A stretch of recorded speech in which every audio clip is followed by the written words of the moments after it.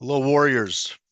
I have the Silver Baron with us, and Tavi Costa laughs about it. Tavi's principal with Crescat Capital, and he's all over financial media. And I call him the Silver Baron because I don't know, it was probably a year ago, Tavi, that you actually stepped out and bought a property.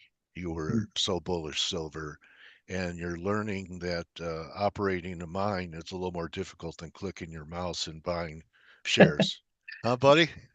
It's been a humbling experience at the same time, very rewarding financially, and hope knock on wood, this is going to go continue to go well. And but a learning curve has been tremendous, and I think that's we were talking before starting here, but this is a lot of times what gets exciting about life is learning new things and growing. So Okay. yeah.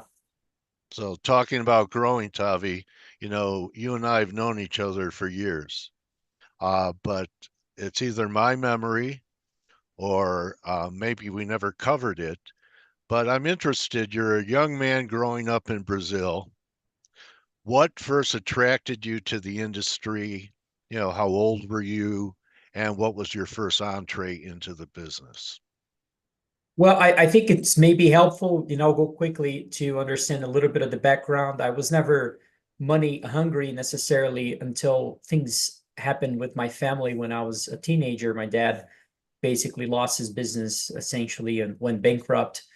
He essentially levered up at the wrong time and couldn't pay his debt, and so he went bankrupt, and I was at the time trying to help him on figuring out his next steps. And it was a very difficult moment for the family overall, financially speaking. We stood together and found a way out. I started playing tennis when when I was 14, and that was basically my way out of Brazil. Was how I started to. I was recruited to play tennis in college in the U.S. My parents could never afford this, but I saw money at that time as a sort of an outlet for safety and just security, and given the fact that I've never had it. And Yeah. so when I got into college, lots of things happened, but I was really starting to love economics, macro, and all sorts of things. I was so fascinated by it that I would read, I don't know, four, five, six different newspapers every day, from the left, from the right, from the middle side. And I couldn't care less where it came from. I read newspapers in Spanish, in Portuguese, and I was just, I would dedicate at least a big chunk of my morning just reading the newspapers. And more than what I did with actually college studying, because that was my passion. And so after finishing up college, or actually I did take a class about investing in college and did finance in college as well, but much more focus on corporate side, which wasn't necessarily where I wanted to be, but learn a lot about accounting and all sorts of things. And then took a class about investing, did very well, won the competition. Totally luck, was nothing to do with my quality of work, was luck. I picked a biotech stock that went up too much and won the whole competition. And and then ultimately wanted to get a job, but as a foreigner living in the US, it's a very difficult and setting to navigate when you finish college, especially if you're one of like myself that wanted to be here legally. And so I end up finding somebody that would sponsor me and end up getting myself into the business. It was, I think, 95% of the jobs in finance are sales and 5% Yeah. are analytical. And I wanted to be in that 5%, and ultimately found my way into the industry. And I knew I had to go with everything I had. And so I started talking about China, was my first theme back in 2014. We wrote many letters about how we thought China was going to face a debt crisis and some problems with property developers and the currency issues and so forth. Got connected with other large hedge funds at that time, and Was it Crescat, Tavi, all the way back then? So yeah, they're the ones that sponsored you. You're still here yep. with them 11 years later. I think they call that appreciation and gratitude for people that open a door for you, Huge. that you stayed there. This has And been, yeah. yeah, because E- people jump around in our business, Tavi, Oh yeah, from better offer to better offer, and you stuck with the people who opened the door for you. that's right. It's been quite a journey. I mean, if I barely spoke English when I started, so for them to even choose to hire me was kind of shocking. But I no It's a great huge story, appreciation for Tavi. that. But Really, I bet a lot of people don't know what you went through to get from point A to point B. I always say, God bless the broken road that led us to where we are now, because it is a broken road. yeah, People pay a price for being in this business. I've paid a price. A lot of people have paid the price, not just from trading, where you either pay to learn or pay Mr. Market. yeah. But there's so much historic market moves happening right now. I thought we'd clear the air and go down your stream here on X, and so we could just answer everyone's questions that are saying, well, there's a 60% chance of a recession. It's gone up. We're in recession, right, Tavi? And we've probably been in one for a while. Oh, I think we are. I think we are. I think we started the year sort of red hot on sentiment, red hot on especially soft data overall, which it is sentiment in general. But the hard data was not pointing to the same direction. You had a divergence back then, and the hard data started to now show signs of real deceleration. The chart you're pointing there is, to me, it's, as I said, textbook sign of recession, and everyone is just getting so political about these things. Look, I don't know. I and I have a lot of So is friends. this because they can't afford it, or is it mainly because, It, because they don't care for the Trump administration? no, I don't think there's nothing to do with. I mean, maybe a few people are really But thinking it's about mainly that, but they're tapped out. You know what I'd be interested? Did you ever look at? You're looking at U.S. airports welcoming fewer international tourists. How about international airports? Uh, all kinds of tourists, including Americans. Is travel to them, visitors to those cities and countries, also down? let's see here. So if you look at the trafficking for you can look at the TSA trafficking, which is essentially what you're talking about. And then it's also rolling over. I'm just looking at my screen and it's also starting to roll over. So and that would be your point of people, either leaving the US or traveling within the country. Right. Lots of those are, company and business related trips, obviously. And so companies are cutting expenses right now, and you're seeing some sort of a damaging situation in the global economy. Look, the lots of focus on tariffs. It's a real thing. It could be decelerating from an economic standpoint. But don't forget as well, immigration. To me, immigration might be even more important than that, because I always think about three pillars of growth. There's, resources, natural resources, you have technological developments, and you also have demographics. When you start Right. actually reducing population, that has an impact on lots of things, That housing, was and happening anyway. Our demographics, people have been talking about for over a decade. that's right. Uh, And now we're accelerating that with deportations and all that. And yeah. this is not a political view. I just want to make sure people know this. I'm just referring to the net change of population Oh, is don't very you know all impactful. Democrats are bearish S&P and all Republicans are bullish S&P, which is a which is a Ironic. which is a reversal. I have to tell you a funny story. It's a good friend of mine. He's a mining analyst, and he's been talking about what's happening in the markets for years. Yeah. Um, for as long as I've known him, 30 years or so, and pretty much a bear. He's bullish. He got bullish market on a Trump victory. I think a Oh, lot of really? people did thought that things were going to be smooth sailing. But how can you go from one system that's been running like our international trade system for 50 years and break it and not have a bumpy road? Yeah. I look, I think that the biggest issue with this transition we're seeing is this effort recently we've seen on fiscal, reducing fiscal, Yeah. and at the same time, record sentiment. It's like, don't we didn't we learn that that's the biggest engine of growth of the US? It's not that Trump or Biden are geniuses. It's just you do government spending, you increase growth. I mean, that's, it's just math. It's nothing So to do we're in with. austerity. Let's say the word. Austerity is starting to happen in the US. I don't think we are in austerity yet, Yet? but Okay. I think there's a few things here. I think that the delta change of fiscal is not as aggressive as it has been in the past. That's one. Two, I think the effort on austerity is mostly going to come from interest rates being reduced. So I don't think that's a target. I think that's a measure. Like they have to lower rates. I don't care what happens. Um, I don't think people are paying attention to what's happening. Like, for instance, if we are in a recession, like you said, um, and or even if you're not of that view, if you're the view the probability of a recession is at least 50% or higher, then or 60% and higher, then you should never have the 2-year yield trading where it is now.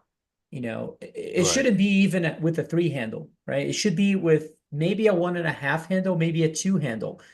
And that's a big move on where it is now. And so I don't know. I can't imagine we're going to navigate all this without seeing the 2-year yield being cut in half. So Okay. it's a big call in All my right. Well, my two then, cents. let me ask you this: are we having a steepening of the yield curve, and would the rates coming down give a lift to the bond market, or are there other things happening here, Tavi? Because it looks like someone came in to support it. This 85 level on TLT Mhm. is kind of like 4,800 is in the S&P. Because if we take out 85 in TLT, can they lower rates on the front end and the long end still make new lows? Bonds make new lows, new highs in yields at the same time. Could there be that kind of steepening? I think so, and I think you've got two issues here. You've got the Fed who's holding the short end. You have international and other institutions holding the back end. The back end, if you listen to Besson and so forth, I think they're trying to structure things in a way where, as we see some sort of accord, Mar-a-Lago Accord or something along those lines, to restructure the debt, I think you're going to see some buying on the back end from international institutions. Also, I do think that the banks they're setting up this path for the banks to also buy treasuries in a big way. Remember what happened in the 1940s? We pegged the 10-year at 2.5, and we pegged the T-bills at 0.4%.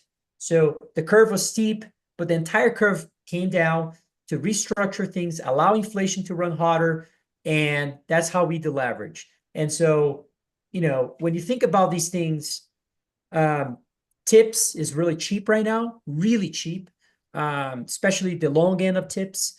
So you can buy, even the ETF right now, tips ETF, it has a duration of 6.5, 6.5, and so you can potentially, have a view on why real rates could fall, given the fact that the long-term expectations, not the soft data, forget about Michigan University, all that data, because I think Yeah. it's all bad. But if you look at the market expectation of inflation has falling apart, right? And that's giving you a perfect setting to or a window of opportunity to come into the tips market, in my view. Because I think that that's ultimately the risk of the US is that we need to bring down real rates big time in the long end. And Okay. so there's a lot of things to be doing on interest rates right now. And the steepening, yeah, I Is what think you were talking about yield curve control, like the Japanese did, or in I the what would Paul call it? if they know, did something I like don't that. think it's going to be necessarily called yield curve control, but the mechanism would be very similar. It's sort of influencing institutions to buy Right. some part of the market and then somehow have the Fed lower rates. If the Fed doesn't lower rates, um, then you have the risk of a recession. Lower rates are going to fall regardless, right? You have a recession, then lower rates need to be declined substantially. So, in my 2 cents, is this is why I'm so focused on the 2 year, because arguably, if the Fed is stubborn for political reasons or whatever, um, people are going to see that a recession is more likely in a near end, and the 2 year is going to fall apart more than. So you're going to see an inversion of the 2 year versus the 3 month rate, for instance, a big Okay. inversion. And Okay. but you still have the curve very steep from the two versus the tens, from the two versus the 30s. I know this is Yeah. confusing, but I think that's going to be the case here, more and more. Okay. Is part of the solution going to be the revaluation of gold that we have and bring? Is that what the gold market is saying? Is that the U.S. is going to revalue their gold reserves to make it more attractive for people So to buy long duration paper? So let's break it down because I think this is a critical point, and it also changes the way we think about treasuries in general. Who are the buyers of treasuries? Well, I said the banks, I said international central banks, and then back in the 40s, you had the military bonds, if you recall. So people got very patriotic and Right. bought those things. It could happen here. I mean, we certainly have. You just say your friend became very patriotic and said, Right. "I'm long America." Well, that Right. could happen in the bond market very quickly. I can see that changing. So we haven't seen that change yet, and that could change.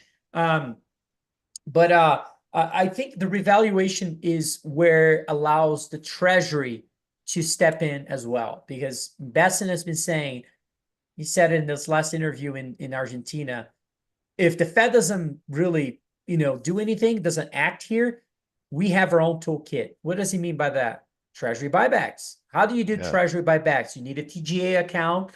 Use the TGA account, the Treasury general account, which is their cash balance, which holds about $300 billion today. It's not a huge amount, but how do you increase that? You revalue gold. All you need to do is revalue gold. It is under the US, What are they waiting for? maybe higher gold prices. So then allows them to have a larger TGA account. Why not? I I mean, see. and and Okay. and what if the US is buying gold? I love how people talk about China. accumulation of gold, that China is doing this, and Yeah. nobody thinks about what if the US is doing. We've seen this historically, Well, guys. I where mean, that gold that came over from the UK. Switzerland Who or bought UK. who are the buyers? Exactly. Did anyone report who the buyers are? Or that It's sitting there. Switzerland exports that hurt. Look at the Fed GDP now, that is down substantially now, falling over 4%. A majority of that fall is coming from large imports of gold. So Right. it's just, Okay. Interesting. Yeah, and all right, let's get to it. You know, you've been bullish for a while. And I mean, since we've been talking, you've been a hard money guy. You've loved the asset class. And what's happened recently with the market is that we're having a secular change where ratios of these metals against the stocks, and I even saw a chart in your stream that the miners and of all and the silver miners have broken out against, is it the Dow or against stocks where they're now outperforming. yep, European markets are outperforming. You and I were both bearish a dollar, yeah, and I was looking for 95 when it was up there at 110. We're almost there, Tavi. Do you think it's going to be more of a rout than 95? We're currently at 99. Um, I was thinking 95 based upon this weekly chart here. yeah, With what we did in 22, we came down about 14. And if we had equality from 110, that got you 96. Or if you counted this as the first wave, 95. yeah. Um, this I think will complete at least this wave one down of this wave in the Dixie. Mhm. Um, are we gonna see the dollar fall? This has been pretty good fall. You're talking Yeah. about 15%. And before they came in, the new administration, I said, how are they going to jawbone the dollar down? Okay. And they jawboned the dollar. They didn't jawbone it down. They tariffed it down because we said we don't want anyone's money. We don't want China's money. So repatriation began. That's how they got the dollar down. Um, be happy, be careful what you wish for. Is this repatriation the beginning of a new secular trend away from U.S. dollar denominated assets to almost anywhere else, like even Europe outperforming the U.S. in the last 6 months? China had their day. I know you like Brazil. You still like Brazil and Latin America over the U.S. now? So I'll unpack everything you said. Look, I think there's three asset classes to just, make it simple that you can be negative on, which is the maybe, you've got problems in the treasury market, you've got problems in the equity market, and you've got problem in the currency markets. The Yeah. VIX and all sorts of things went up too much. It's hard to find exposure there. The treasury market, I'm actually very bullish on the treasury markets, in particularly the short term, the short end of the curve, or the front end of the curve. And I did think that if you looked at the VIX or the volatility, implicit volatility for the dollar, it's still relatively cheap. But I agree with you. If it's normal now. I remember 6 months ago I was at a conference and I was at a panel, and there was a lot of people there, and I asked the question. I said, "Raise your hand if you think that the euro would be larger, would be appreciating versus the U.S. dollar 6 months from now." You know how many people raised their hands? None. Nobody. They were all Nobody. looking for under parity 6 months ago. And now everyone is saying, "Oh, it's so obvious that the dollar should be falling." It wasn't obvious at all. And now you have this issue where people overstate the short-term trend, and everyone is just pounding on the table talking about the dollar, and also perhaps understate the long-term trend of this. And currency trends, they take decades sometimes to develop. We broke a major downward trend in the euro. We broke a major downward trend on the yen. We have Yeah. not done that yet on the Australian dollar, the Yeah, we Canadian haven't. dollar, the emerging markets currencies. That's coming, in my view. That's not done yet. So, yeah, I think Okay. it's a lot of big. No, I wouldn't be piling on the trade now. I mean, come on, like Yeah. we've seen a lot, but you're gonna have your moment. No, things will come back, and you're gonna have another chance. And I would be happy to be adding to that exposure. Brazil. Wow, what I think it's actually very meaningful as well, Coach, is U.S. rates have been, especially in the long end, have been going up with the dollar falling, and that's really interesting as well. Imagine if you Yeah. do have that view of rates, an entire curve needs to fall substantially. That changes the whole dynamic. Now, Brazil. Yeah, I'm extremely bullish on Brazil. I think that's the next domino to not fall, but to benefit from this dollar trend. It's almost like the juniors in the gold space. We've seen Okay. gold moving, but juniors have not moved. The same thing here. The dollar Yeah. is moving, but we haven't seen the emerging markets, and that's usually just because people need further confirmation of those trends to be like, yeah, I'm going in now and I'll buy these things. And miners have started to move, and I think Yeah. some emerging markets have started to move, but we're going to see the whole thing become a huge part of a whole asset class that will benefit tremendously. I have recently, the way I play Brazil, I have recently taken some money and purchased real estate in Brazil. Well, And I think we're going to see a total change of wealth creation in the country that ultimately will drive real estate in a really big way. And Americans have the opportunity just to look at those that are earning dollars. Real estate prices in Brazil are down about 55% from peak levels. it's almost like people say, well, how much did you negotiate here? The market has negotiated for you. You don't have to do anything. It's already 55% lower. Go there. You can get discounts. You can get all sorts of things. You can get installment payments with no interest. It's insane. And it's a completely Wow. different market in the US. And of course, emerging market, you got to know what you're doing. There's risks involved, but I live and die for this type of stuff. And so I will, I went there and I know Brazil well, I lived there. So What city, what part of Brazil are you buying? well, I started with a real estate in near my family's home, which is in a city that is about an hour from São Paulo, called Campinas. It's a big city that has seen a lot of influx of people from São Paulo, given the proximity of the area, and has been sort of the largest city in the state of São Paulo, and it's been growing substantially over the years. I went there to see many homes, and I was shocked to see how much money was there. I was shocked to walk because you want to be in gated communities usually, just the safety aspect. It is an important consideration for me at least. And Right. so those, if you watch those gated communities and their developments, you're going to see that some of these places. I was watching one new place that was being built with over 80 homes.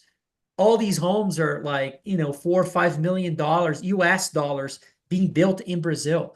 I was shocked. I was like, wow, I didn't even know there was people with this much money, in that vast of an area. And that's not even São Paulo, right? I mean, this is, we're talking about. So I think there's real money going in, real money going in. And I think it's just the beginning. And so real estate prices are really cheap in US terms. And yeah, I'm it's just a diversification of my portfolio personal. And I think there's a whole play there. Yeah. Oh, okay. Well, we probably don't have to go into, what a historic move gold and silver has made.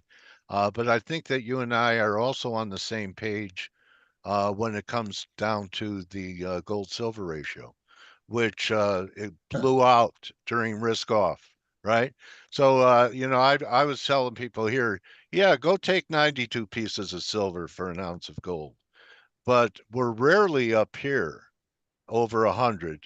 Um, are you a believer that silver, the gold silver ratio, if it just reverted to the mean, would be more like 60 than 100?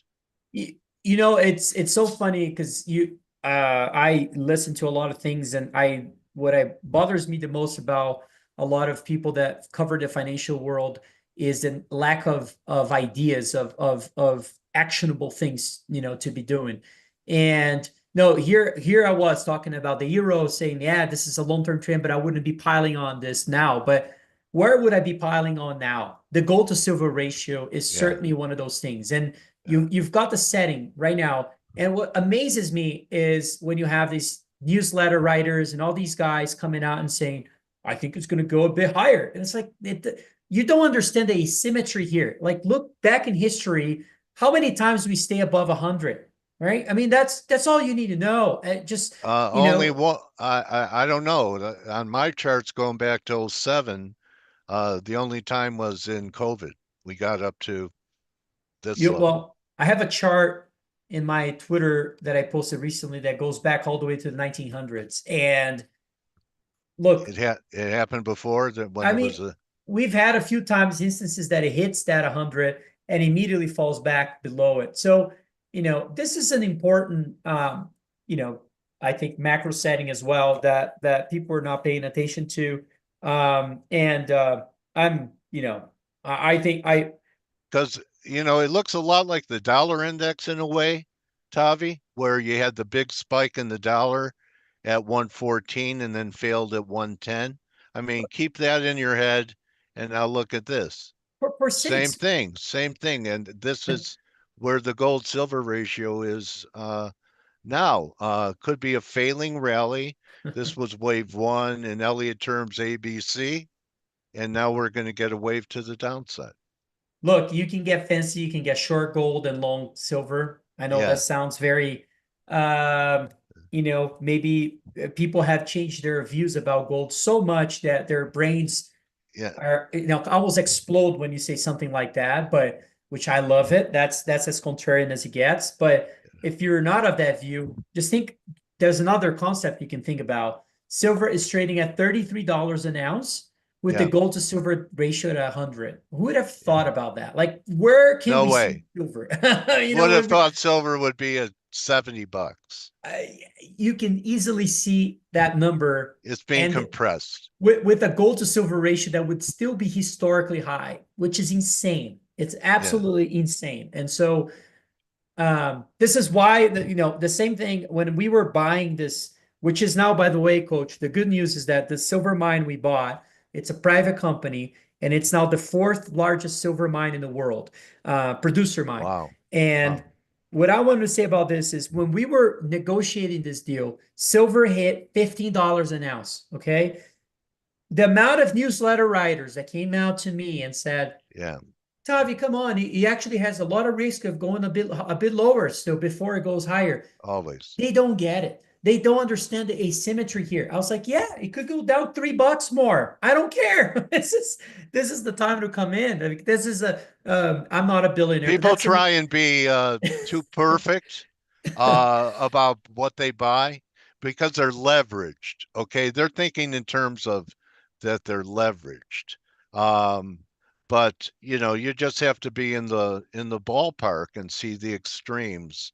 You try and be perfect, you end up missing things all the time, right? that's Because it didn't get to your price. I think that's the biggest lesson I've had over the last 5 years. Which one is which is do not be too cute with markets. I mean, it's Yeah. you You don't want know in, the do it at the turning. market.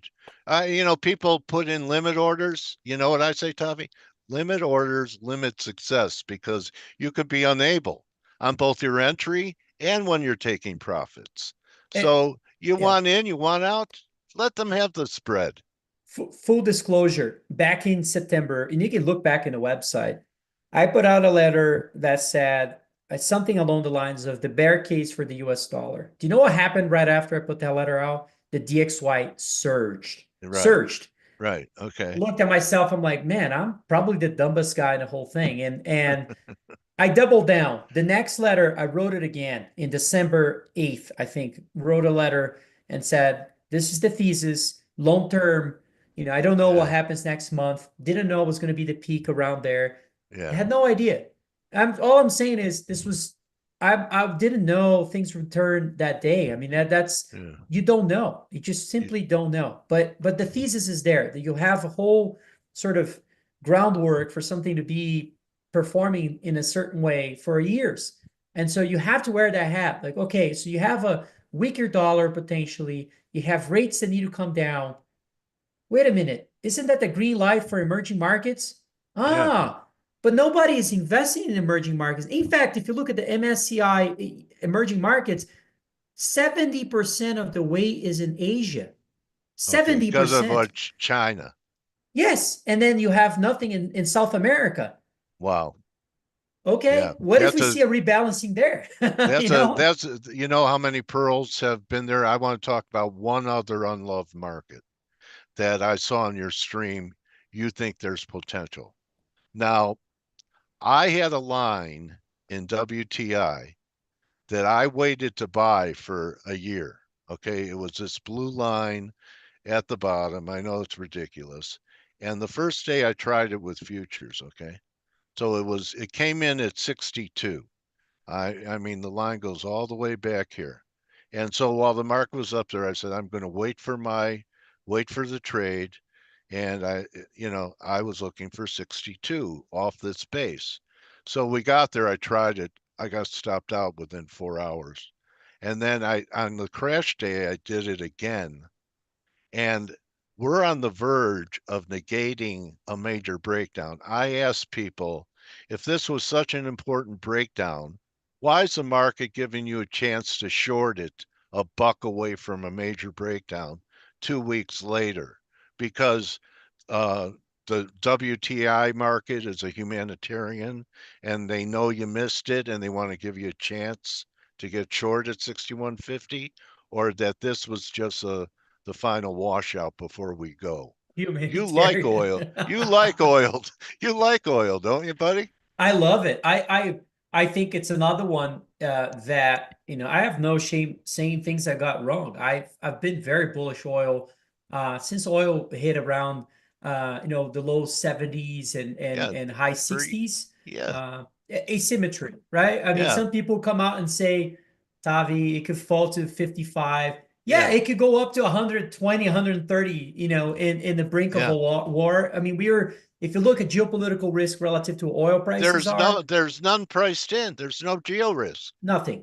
So are people watching what's going on in the world? I mean, it's like, I understand that Trump wants oil prices down. We've seen this movie before. I mean, nobody has the handle on oil prices. It's just like, you can't manipulate that. It's just it's a tough business to be in. Yeah. So I love the energy companies. Every time Would you be buying energy companies? I have some friends that are buying energy companies in South America, um, I South think Africa.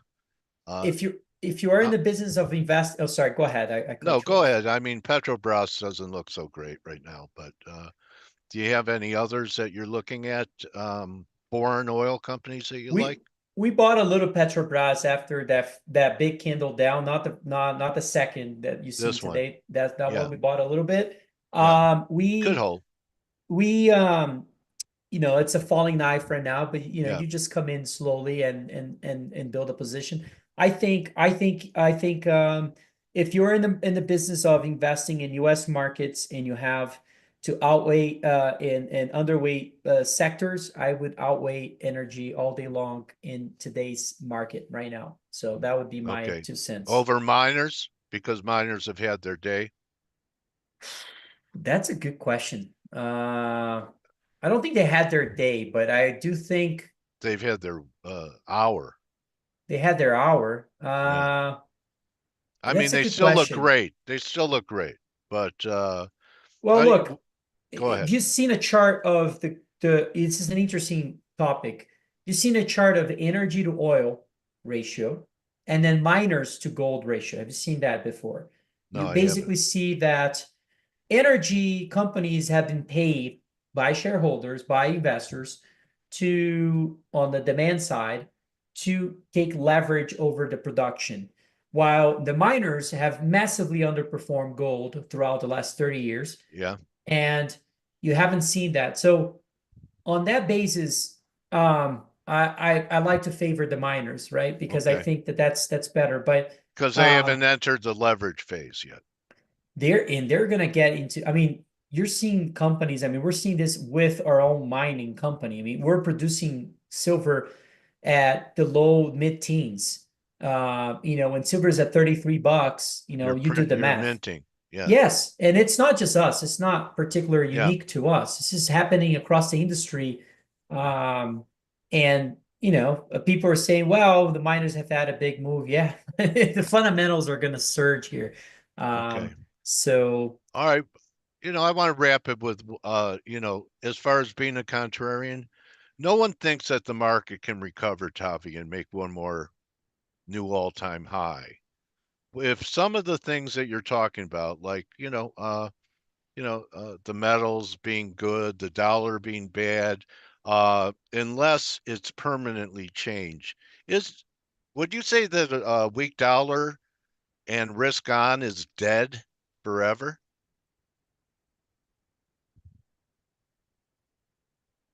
I think that relationship is gonna look more like the 1970s in a sense Okay, where the dollar falls as the market falls. And okay. so yes, at the Will same it time, recover? Will it recover when the dollar has bear market rallies? You'll get bear market rallies in equities because there'll be yeah, money flow back. I mean, people are now so sure about markets falling that there is no fat pitch to be shorting the market, in my view, right? I mean, the fat Right. pitch It's that gone. used to be there is gone. So can the market, it's going to be choppy. I think the rebalancing internationally from 73, 75% weight of MSCI world in US versus the rest of the world will be a rocky rebalancing. I mean, you can't go from that to Yeah. allowing other countries to have a larger percentage without seeing some, choppy environment. And look, we've had one of the best, I think the best Yeah. 15-year performance for the markets in history. I think I think the best is behind us in a big way. Does that mean you want to be short both? No, not as well. So it's almost like if the I mean, VIX could is at we 20s, I yeah, mean, we but held a breakout. Okay, 4,800 was the breakout. If we take out 4,800, there's big problems. Okay, see this 4,800, yeah, and that's what we tested right here. yeah, Under 4,800, you have 35. yeah, But everyone's so bearish now. They were even bearish up here. This top was not built with euphoria, I don't think.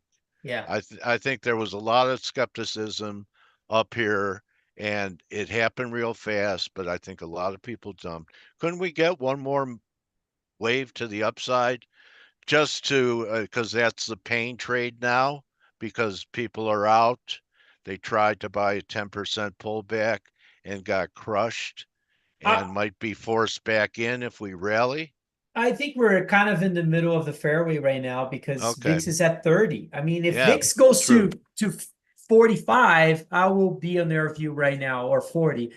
But VIX at 30, do I want to short? No. I mean, I don't Yeah, know. I don't see the point of shorting a mark. I mean, maybe the junk bond spread is a great idea where you're yeah, playing, the fall of yields and the rise of risk in the credit spreads. yeah. And I think that's a good way to play.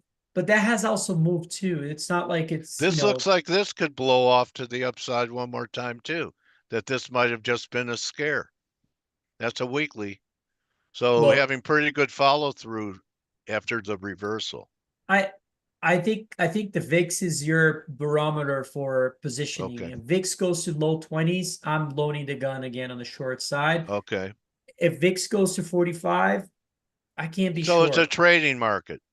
I think it's a trading market indeed. Yeah. Okay. In the US, It's yes, for so it's sure. gone from being the strongest trend to trendless, and things that have been trending are continuing or beginning, like gold, silver, and the dollar.